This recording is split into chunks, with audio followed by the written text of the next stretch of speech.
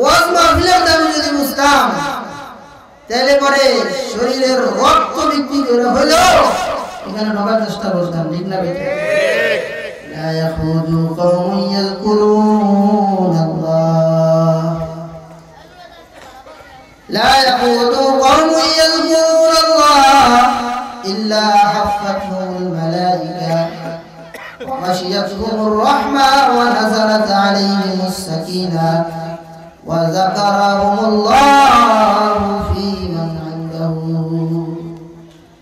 بخاري شريف الحديث पैगंबर आदि বলেন আল্লাহর কোন বান্দা বান্দি যখন দ্বীনি মজলিসে কোরআন হাদিসের আলোচনা শোনার জন্য বসে যায় আল্লাহ তাআলা তার নূরের তৈরি ফেরেশতাদের দিয়া নিরাপত্তা বেষ্টনী দিয়া দেয়। সুবহানাল্লাহ। তাই এইখানে যারা বসে আছেন মনে করেন না দুনিয়ার কোন সাধারণ জায়গায় বসেন, এটা দুনিয়ার কোন সাধারণ জায়গা না, এটা জান্নাতের বাগান। সুবহানাল্লাহ। রাসূল বলেন ইযা মারাতুম বিরিয়াদিল জান্নাহ ইযা মারাতুম বিরিয়াদিল জান্নাতি ফারতাউ ফিহা। রাসূল বলেন আমার উম্মত যখন দুনিয়ার ভিতরে জান্নাতের বাগানে যাইবা, জান্নাতের বাগানে চুপচাপ বসে থাকবা না, জান্নাতের ফল খাইবা। সুবহানাল্লাহ। সাহাবায়ে কেরাম আল্লাহর রাসূল দুনিয়ার মধ্যে জান্নাতের বাগান কোনটা? দুনিয়ার জান্নাতের বাগানে জান্নাতের ফল কি? রাসূল বলেন উম্মত হিলাতুল জিকির, যেখানে কোরআন হাদিসের আলোচনা হয়, আল্লাহর জিকির হয়, রাসূলের সম্মান নিয়ে আলোচনা হয়, ওইটা যদিও দেখো দুনিয়ার সাধারণ সামিয়ানা, মাটির বিছানা, কার্পেট আর হোলা, কিন্তু কোরআনের নিসবতে, কোরআন ওয়ালাদের নিসবতে আল্লাহ তাআলা এই জায়গাটাকে জান্নাতের বাগান বানিয়ে দেন। সুবহানাল্লাহ। তাহলে এখন কোথায় বসে আছেন? কোথায় বসে আছেন? কথা বলেন, কথা বলেন, কথা বলেন। জান্নাতের বাগানে বসার জন্য সব সময় সুযোগ মেলে না, সব সময় জান্নাতের বাগানে বসার সুযোগ হয় না। সব সময় চাইলে উলামায়ে কেরামের সুহবতে বসা যায় না। আল্লাহ যখন কবুল করেন, আল্লাহ যারে কবুল করেন সেই তৌফিক পায় না। সুবহানাল্লাহ। সুবহানাল্লাহ। বলে বলে পড়তে পারেন বৈশা আছি মাটির বিছানায়, উপরে আছে কাপড়ের সামিয়ানা, এটা জান্নাতের বাগান কেমনে হয়? প্রশ্ন আসতে পারে কি না? পারে। আরে প্রশ্ন রাখার অবকাশ নাই, কারণ জান্নাত আর জাহান্নাম হইল আল্লাহ তাআলার ইচ্ছার নাম। সুবহানাল্লাহ। জান্নাত কিসের নাম? আল্লাহ তাআলার ইচ্ছা, আল্লাহর ইচ্ছার নাম জান্নাত, আল্লাহ তাআলার ইরাদার নাম জাহান্নাম। তার মানে আল্লাহ যদি চায় তো কারো জন্য জাহান্নাম ও জান্নাত হইতে পারে, আবার আল্লাহ যদি কারো চায় তাহলে তার জন্য জান্নাত ও জাহান্নাম হইতে পারে। জান্নাত জাহান্নাম এটা আল্লাহর ইচ্ছা না। এই জন্যই তো দুনিয়ার ভিতরে কিছু মজলিস জান্নাতের বাগান, দুনিয়ার মধ্যে কিছু ঘর আছে আবার জাহান্নামের টুকরা, যে ঘরের মধ্যে স্বামী স্ত্রীর মিল নেই, মহব্বত নেই। ওই ঘর অনেক দামি ঘর হইতে পারে, ওই ঘর অনেক মার্বেল টাইলস দিয়ে সাজানো হইতে পারে, ঘরটা দুনিয়ার মধ্যে জাহান্নামের টুকরা। ঠিক না বেঠিক? তাহলে কখনো কখনো আরামের ঘর, দামি ঘর, বিলাসবহুল বাড়ি ঘর, এটাও জাহান্নামের টুকরা হয়। আবার কখনো কখনো মাটির সামিয়ানাও জান্নাত হয়। হাদিস শরীফে ঘটনা আছে, আল্লাহ তাআলা কিয়ামতের ময়দানে এক লোককে বলবেন, এই তোর জন্য জাহান্নামের ফয়সালা হয়েছে, জাহান্নামে যা, জাহান্নামে যা, জাহান্নামে চলে যা। ওই লোকটা জাহান্নামের ভিতরে দৌড়ানো আরম্ভ করবে। হাদিস শরীফে এই ঘটনা শুনেছি, বোঝার চেষ্টা করেন। আল্লাহ বলবো জাহান্নামে যা, তো জাহান্নামের দিকে দৌড়ানো আরম্ভ করবে। আল্লাহ ফেরেশতা দিয়ে তাকাইবা, বলবে থাম থাম, জাহান্নামে যাইতে কইলাম। আর জাহান্নামে যাওয়া আরম্ভ করলে জাহান্নাম চিনোস? জাহান্নাম কি তোর শ্বশুর বাড়ি না মামু বাড়ি? জাহান্নাম কি কোনো আরামের জায়গা? কথা বলেন না, বুঝেন না? জাহান্নাম কোনো আরামের জায়গা, কষ্টের জায়গা তাহলে আল্লাহ কইছে আর দৌড়ানো হবে না কা জাহান্নাম সিনাস কুল্লার জাহান্নাম আশাদু হাররা কা জাহান্নাম এমন একটা জায়গা যে জায়গার আগুন বড় তেজস্বী আগুন দুনিয়ার আগুনের চেয়ে 70 গুণ তেজ যার বেশি দুনিয়ার আগুনে তো 1 মিনিট হাত রাখার ক্ষমতা হয় না দুনিয়ার আগুন 1 মিনিট 1.5 মিনিট আধা মিনিট খাতির করে না জাহান্নামের আগুন আর দুনিয়ার আগুনের কিছু ব্যবধান জাহান্নামের আগুন দুনিয়ার আগুন হাতে লাগলে হাত পুড়ে দুনিয়ার আগুন পা লাগলে পা পুড়ে দুনিয়ার আগুন চেহারায় লাগলে চেহারা ঝলসা যায় দুনিয়ার আগুন পানি দিলে পরে নিভে যায় দুনিয়ার আগুন পানি দিলে পরে নিভে যায় কিন্তু জাহান্নামের আগুন পানির মতো জাহান্নামীদের রক্ত এই রক্ত পুজোর মধ্যেও আগুন জ্বলবে জাহান্নামের ভিতরে জাকুম গাছ আছে গাছ এই গাছ ও আগুনের গাছ আগুনের ভিতরে গাছ জ্বলবে জাহান্নামের আগুন এত মারাত্মক জাহান্নামের আগুন শরীরের অঙ্গ প্রত্যঙ্গের যে জায়গায় লাগবে আল্লাহর কোরআন বলে নারুল্লাহিল মুকাদা আল্লাতী তাত্তালিউ আলাল আফইদা দুনিয়ার আগুন চেহারায় লাগলে চেহারা পুড়ে অন্য জায়গায় অক্ষত থাইকা যায় কিন্তু জাহান্নামের আগুন শরীরের যেখানেই লাগুক সাথে সাথে তার কলিজা পুইরা আঙ্গার হয়ে যাবে ওই জাহান্নামের দিকে দৌড়ে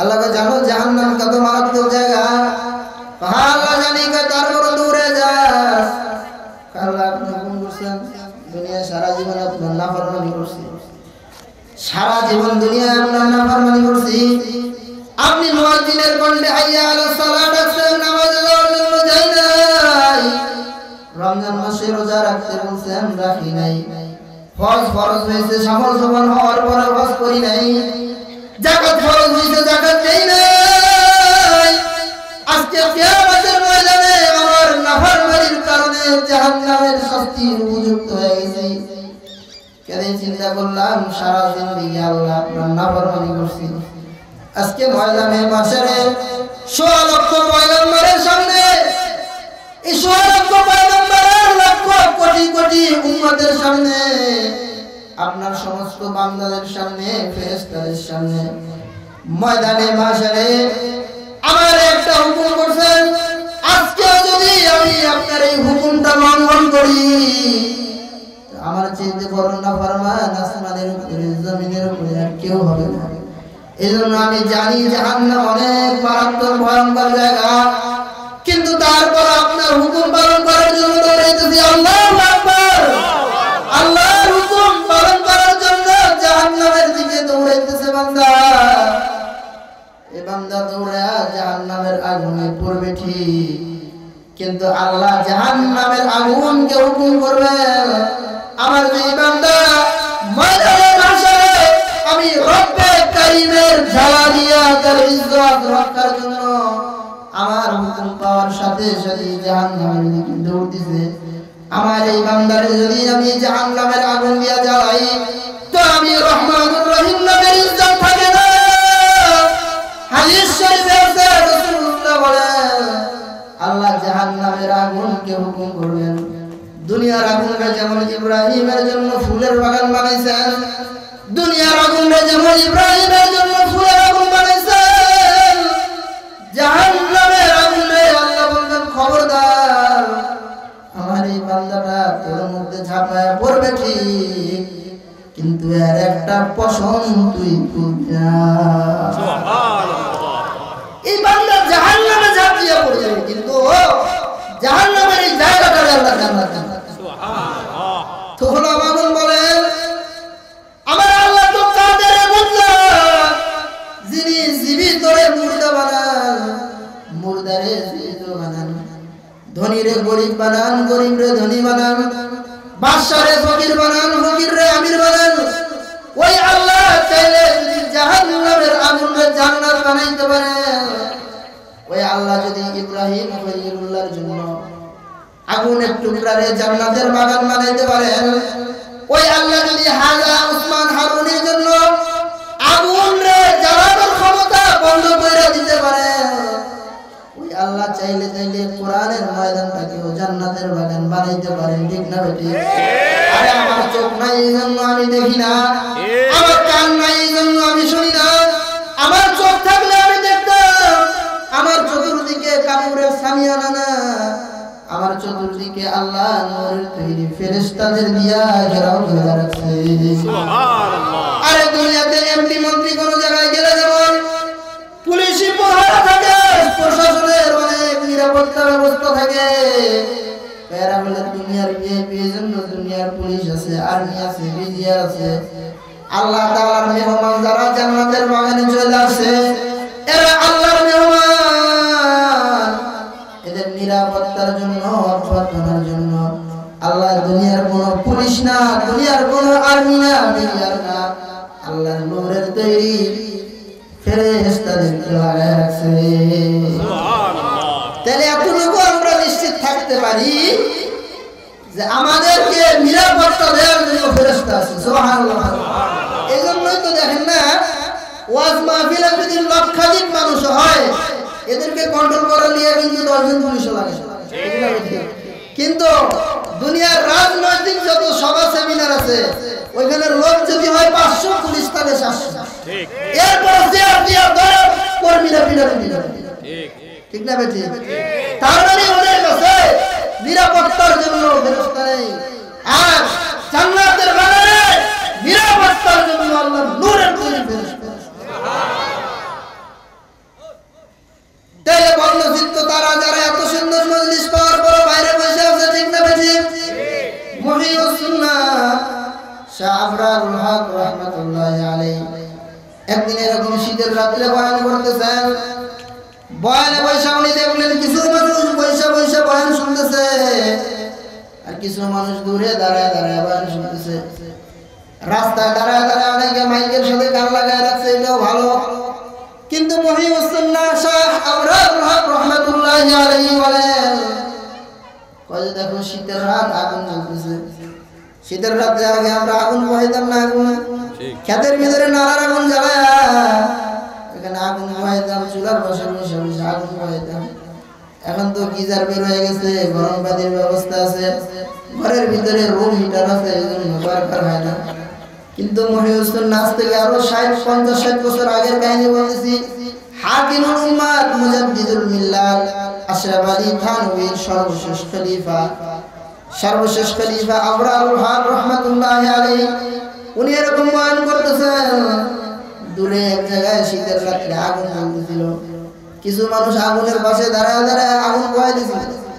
তো হুজুর বলেন, কয় দেখো আগুনের কাছে যারা আছে তাদের দুইটা ফায়দা হইতেছে।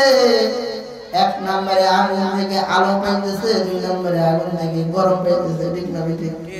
কথা কি বুঝতেছেন না?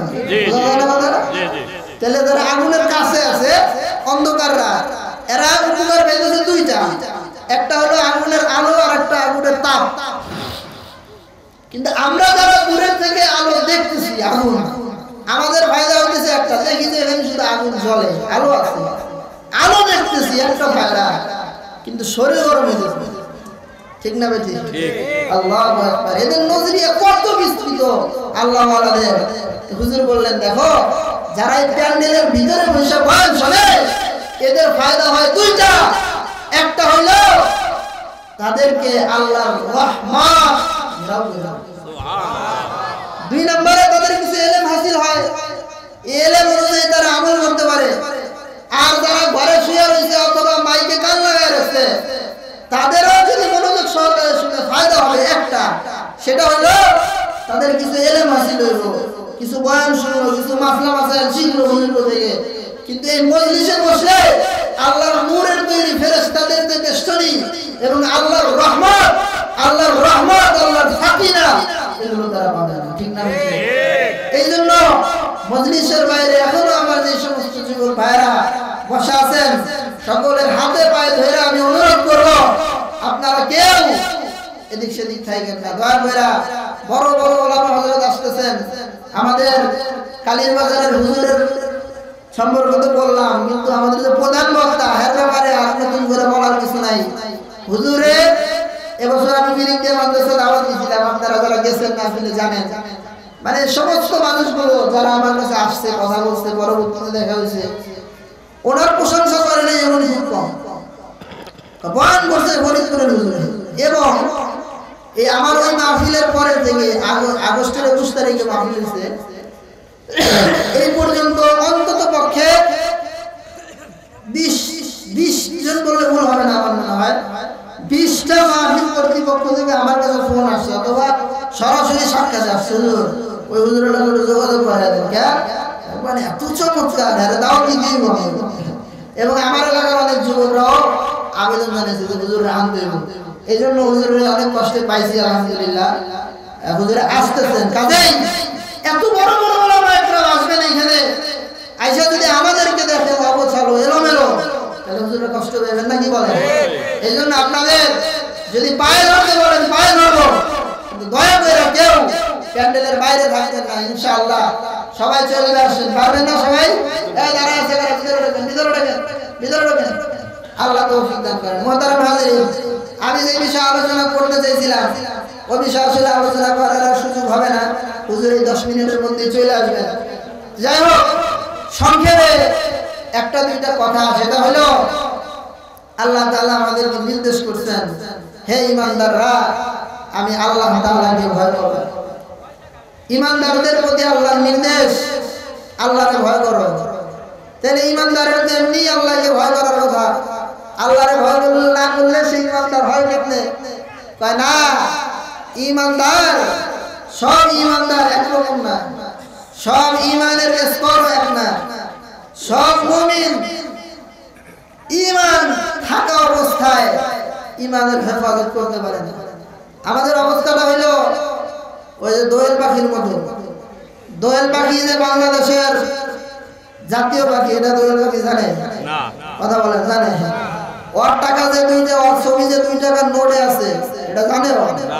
জানলে গণভবনে মিছিল করছে প্রধানমন্ত্রী, এদেশের জাতীয় সংসদ নেতাদের জন্য যদি আলাদা সংসদ ভবনের ব্যবস্থা থাকে, আপনি জাতীয় প্রধানমন্ত্রী, আপনার যদি গণভবন থাকে, আর জাতীয় প্রেসিডেন্ট আব্দুল হামিদ স্যারের যদি আলাদা বঙ্গভবন থাকে, তা আমি জাতীয় পাখি দোষ করছি কি? আমি কোনো জঙ্গলে থাকবো না, আমারও সংসদ ভবনের পাশে ভবন বানাই দিতে। দোয়েল পাখি জানে না, দোয়েল পাখি জানে না যে বাংলাদেশের জাতীয় পাখি। কপাল পোড়া মুসলমান জানে না যে কত বড়। সেদিন কোথায় যেন বয়ান করছিলাম, কপাল পোড়া মুসলমান জানে না মুসলমান কত দামি। এই জন্মসূত্রে মুসলমান হওয়ার কারণে আল্লাহ তাআলা একটা কইরা জান্নাত তার নামে বানায় রাখছেন। সুবহানাল্লাহ। পয়গম্বর আরবি বলেন, আল্লাহ তাআলা যতগুলো মানুষ বানাইছেন, প্রত্যেকটা মানুষের নামে একটা কইরা জান্নাত বানায় রাখছেন। প্রত্যেকটা মানুষের নামে নামে একটা কইরা জান্নাত বানাইছেন। এই যে বুড়ির বাড়ির যত বাসিন্দা আছে, প্রত্যেকের নামে নামে জান্নাত আছে। সৈয়দপুর, সোনাপাড়া, রাজার বাড়ি, পশ্চিম রাদিপুরের যত মুসলমান আছে, শুধু জন্মসূত্রে মুসলমান হওয়ার কারণে এই প্রত্যেকটা মানুষের নামে নামে আল্লাহ তাআলা একটা একটা করে জান্নাত বানাইছে। শুধু কি মুসলমানের জন্য বানাইছে না, মানুষ যতগুলো মানুষ বানাইছে ততগুলো জান্নাত আল্লাহ তাআলা বানাইছে। আবু জাহেলের জন্য আল্লাহ তাআলা একটা জান্নাত বানাইছে, আবু লাহাবের জন্য আল্লাহ তাআলা একটা জান্নাত বানাইছে, ফিরআউনের জন্য আল্লাহ একটা জান্নাত বানাইছে, নমরুদের জন্য আল্লাহ তাআলা একটা জান্নাত বানাইছে। তার মানে যতগুলো মানুষ আল্লাহ তাআলা দুনিয়ায় পাঠাইছেন, যত মানুষ কিয়ামত পর্যন্ত আল্লাহ দুনিয়ায় পাঠাবেন, প্রত্যেকটা মানুষের নামে নামে একটা করে জান্নাত আছে। সুবহানাল্লাহ বলেন। কিন্তু ঈমান না থাকার কারণে আবু জাহেলের জান্নাত পাবে না, ও চিরস্থায়ী ঠিক? আবু লাহাব জাহান্নাম জান্নাতটা পাবে না, কারণ চিরস্থায়ী জাহান্নামী। আবু তালেব জান্নাত পাবে না, কারণ ও ঈমান হেফাজত করে নাই, চিরস্থায়ী জাহান্নামী। নমরুদ হামান ফিরাউন জান্নাত পাবে না, কারণ ওর ঈমান নাই, আমল নাই, ইসলাম নাই, চিরস্থায়ী জাহান্নামী। কয়তে এত নামে নামে আল্লাহ যে জান্নাতগুলো বানাইছে। মনে করেন বর্তমান দুনিয়ায় एग्जांपल বুঝেন, বর্তমান দুনিয়ায় মানুষ আছে 700 কোটি, কত কোটি? 700 কোটি মানুষের জন্য আল্লাহ 700 কোটি জান্নাত বানাইছে, সুবহানাল্লাহ। কিন্তু 700 কোটির মধ্যে মুসলমান আছে মাত্র 150 কোটি। 150 কোটি মুসলমান, 150 কোটি মুসলমান যদি তার ঈমানের হেফাজত করে, এই 150 কোটি মানুষ নিশ্চিত জান্নাত পাবে, সুবহানাল্লাহ বলেন। কিন্তু বাকি 550 কোটি তো ঈমানদাররা জান্নাত পাবে না। তাহলে বাকি 700 বা 550 কোটি জান্নাত আল্লাহ কি করব? কয় কি করবে জানো না? আল্লাহ তাআলা ঈমান আনার পরে ওয়া আম্মা মান খাফা মাকামা রাব্বিহি জান্নাতান, কয় যারা আল্লাহর ভয়, তাকওয়াল্লাহ, আল্লাহর ভয় পরিপূর্ণ দিলের মধ্যে রাখবে, পরিপূর্ণ আল্লাহর ভয় যে দিলে রেখা আল্লাহর সাথে মোলাকাত করবে,